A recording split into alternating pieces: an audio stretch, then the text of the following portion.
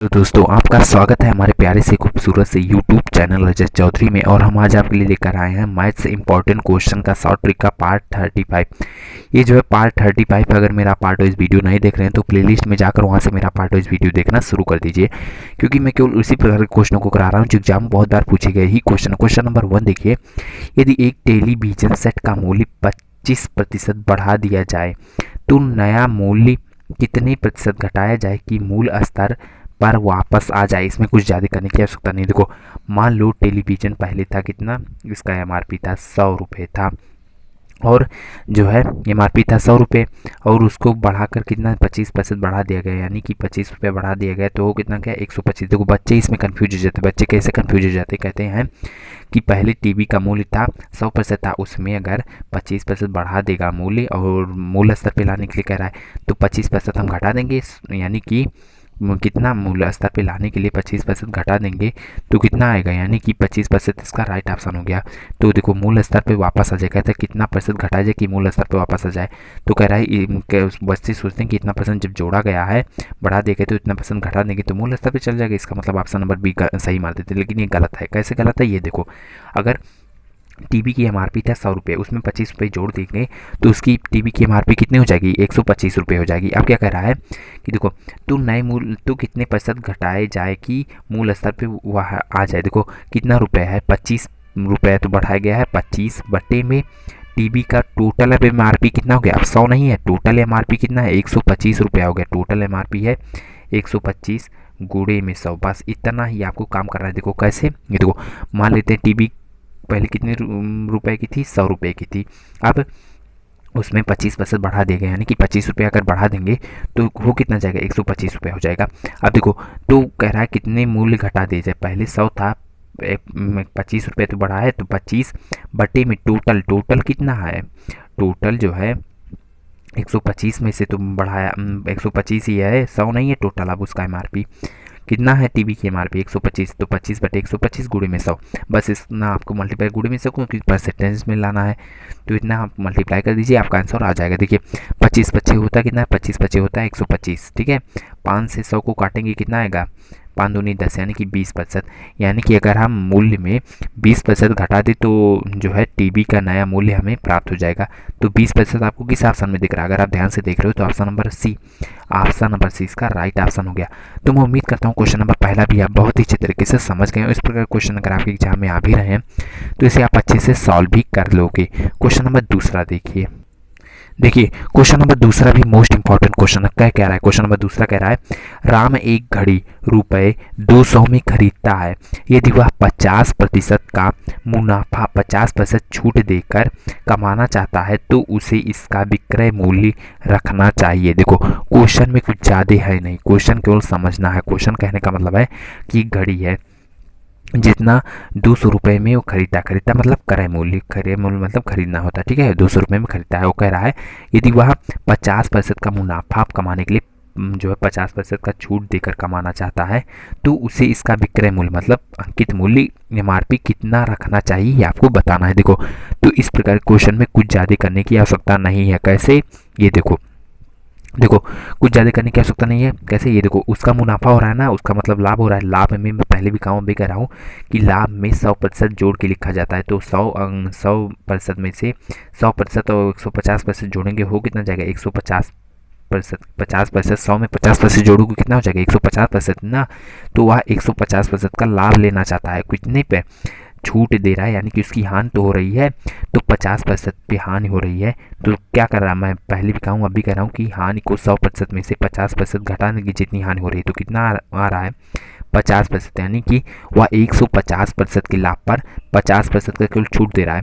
तो कह रहा है उसका विक्रय मूल्य कितना होना चाहिए, तो कुछ नहीं करना। अब आपका यहीं पे आंसर आ गया। देखो कैसे आ गया, ये वह देखो विक्रय मूल्य कितने में खरीदा है, अंकित मूल्य पूछ रहा है ना, तो इसके लिए फार्मूला होता है अंकित मूल्य अगर पूछ रहा है तो अंकित मूल्य इक्वल टू होता है विक्रय मूल्य गुणे में लाभ बटे में सबसे ऊपर लाभ होता है, बटे में हानि होता है, यही आप मल्टीप्लाई कर दो आपका आंसर आ जाएगा। अगर यहाँ पे क्रय मूल्य पूछता तो यहाँ पे अंकित मूल्य देता, तो क्रय मूल्य का फार्मूला होता है अंकित मूल्य गुणे ऊपर में हानि अपान में लाभ होता है। ठीक है, बस इतना सा करना है, इसको पलट देना है अंकित मूल्य के क्रय मूल्य के लिए। देखो तो अंकित मूल्य पूछ रहा है, क्रय मूल्य कितना है 200 रुपये है, गुणे में लाभ उसे टोटल कितना हो रहा है 150% का हो रहा है, बटे में हानि से 50% का हो रहा है, 50% बटे में है तो कट जाएगा। अब यहाँ से हम सॉल्व करते हैं, 0 से 0 कट गया, 5 चौकी होता कितना है 20। अब 4 का मल्टीप्लाई 150 में करेंगे, 0 हो गया, 5 चौकी 20, 2 हासिल है, 4 4 8 9 कितना हो गया, देखो 0 हो गया। ठीक है, 0 का 4 में 0 का मल्टीप्लाई हो 0 हो जाएगा, 5 चौकी 20, 20 की 0 2 हासिल है। ठीक है, अब 4 का 4 5 6 कितना आ गया 6, यानी कि 600 रुपया। उस वस्तु का विक्रय मूल्य कितना रखना चाहिए 600 रुपया रखना चाहिए। तो 600 रुपया आपको किस ऑप्शन में दिख रहा है, अगर आप ध्यान से देख रहे हो तो option number C, option number C इसका राइट ऑप्शन हो गया। तो मैं उम्मीद करता हूँ क्वेश्चन नंबर दूसरा भी आप बहुत ही अच्छे तरीके से समझ गए। इस प्रकार क्वेश्चन अगर आपके एग्जाम में आ भी रहे हैं तो इसे आप अच्छे तरीके से सॉल्व कर लोगे। क्वेश्चन नंबर तीसरा देखिए, क्वेश्चन नंबर तीसरा भी मोस्ट इंपॉर्टेंट क्वेश्चन है। क्वेश्चन बोल कह रहा है कुछ आदमी किसी काम को 60 दिन में पूरा कर लेते हैं, यदि उस काम पर 8 आदमी और लगाए जाएं तो वह काम 10 दिन पहले पूरा हो सकता है। बताइए मूलतः कितने आदमी काम पर लगाए गए थे, ये आपको बताना है। बहुत ही आसान तरीके से बताऊंगा, बहुत ही कम समय आपको लगूंगा। देखिए कम समय में सॉल्व भी कर दूंगा। मूलतः मतलब प्रारंभ में कितने आदमी लगाए थे, मान लीजिए प्रारंभ में x आदमी लगाए गए थे और x आदमी लगाए गए थे तो वह कितने दिन पे काम समाप्त किए 60 दिन में पूरे। देखो कह रहा क्वेश्चन कुछ आदमी किसी काम को 60 दिन में पूरा कर लेते, मान लीजिए प्रारंभ में कितने x आदमी लगाए गए, ये कितने दिन में काम पूरा कर रहे हैं 60 दिन में पूरा कर दे रहे हैं। आप कह रहा है इक्वल टू लगाएंगे, इक्वल टू क्यों, फार्मूला तो कौन सा फार्मूला होता है m1d1 इक्वल टू m2d2, इसी फार्मूले पर रख के इसको सॉल्व करना है। देखो अब कह रहा है यदि उस काम पर 8 आदमी और लगा दीजिए, मतलब प्रारंभ में जितने आदमी थे x आदमी थे उसमें 8 आदमी और आ गए तो हो कितना जाएगा x + 8 कोष्टक बंद और लगा दी जाए तो वह काम 10 दिन पहले ही पूरा हो जाएगा। तो काम पहले पूरा कितना होता है 7 दिन में, वो कह रहा है 10 दिन पहले पूरा हो जाएगा, मतलब 60 में से 10 दिन घटा देंगे बचेगा कितना 50, यानी कि वह 50 दिन में ही पूरा हो जाएगा। तो कह रहा है बताइए मूलतः कितने आदमी काम पर लगा गया, यानी कि प्रारंभ में कितने आदमी थे, प्रारंभ में मान लेते हैं x आदमी थे, यहीं से x की वैल्यू निकालेंगे, हमें प्रारंभ में आदमी मिल जाएंगे। देखो यहाँ पे हो जाएगा 60x हो जाएगा, कोष्टक खुलेगा, x का 50 का x में मल्टीप्लाई होगा, 50 में 8 का भी मल्टीप्लाई हो कितना जाएगा 50x हो जाएगा, 8 में मल्टीप्लाई होगा 50 का हो कितना जाएगा 400।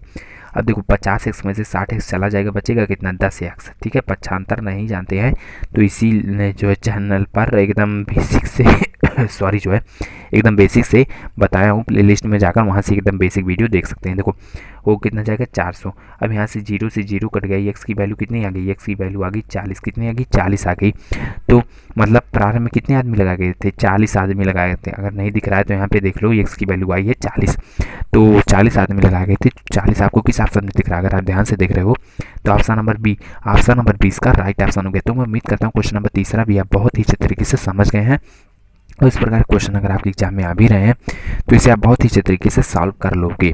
देखो अगर आपको क्वेश्चन समझ में आ रहे हैं तो अगर अभी तक वीडियो को लाइक नहीं किया तो लाइक तो कर दीजिए और चैनल को 2 घंटा बेल दबाकर सब्सक्राइब करना मत भूलिए। देखो सब्सक्राइब करने के लिए आपको क्या करना पड़ेगा, नीचे जो है चैनल के बगल में आपको लाल रंग का सब्सक्राइब का बटन दिख रहा है, जैसे उसको आप प्रेस करोगे पास में आपके पास घंटा बेल आ जाएगा, तो घंटा बेल को दबाना मत भूलिए। इससे क्या होगा कि मेरे हर वीडियो की नोटिफिकेशन आपके पास पहुँच जाएगी और मेरा वीडियो आप सबसे पहले देख पाओगे। क्वेश्चन नंबर 4 देखिए क्वेश्चन नंबर 4 भी मोस्ट इंपॉर्टेंट क्वेश्चन है। बोल क्या रहा है क्वेश्चन, एक परीक्षा में 75% उम्मीदवार अंग्रेजी में और 7% उम्मीदवार गणित में उत्तीर्ण हुए, 25% दोनों में उत्तीर्ण हो गए एवं 240 उम्मीदवार परीक्षा में उत्तीर्ण हुए, कुल उम्मीदवार कितने थे आपको बताना। देखो इसमें आपको कुछ नहीं करना है, अगर आपको यहाँ पे उम्मीदवार दे दिया है ना संख्या, तो आपको यहाँ पे फेल रखना है, यहाँ पे भी फेल रखना है और यहाँ पे देखो यहाँ पे पास रखना है, पहले यहाँ पे पास रखना है, यहाँ पे उत्तीर्ण रखना है, यहाँ पे फेल रखना है और 100 को घटा देना है, आपको जो है पास होने की प्रतिशत संख्या आ जाएगी।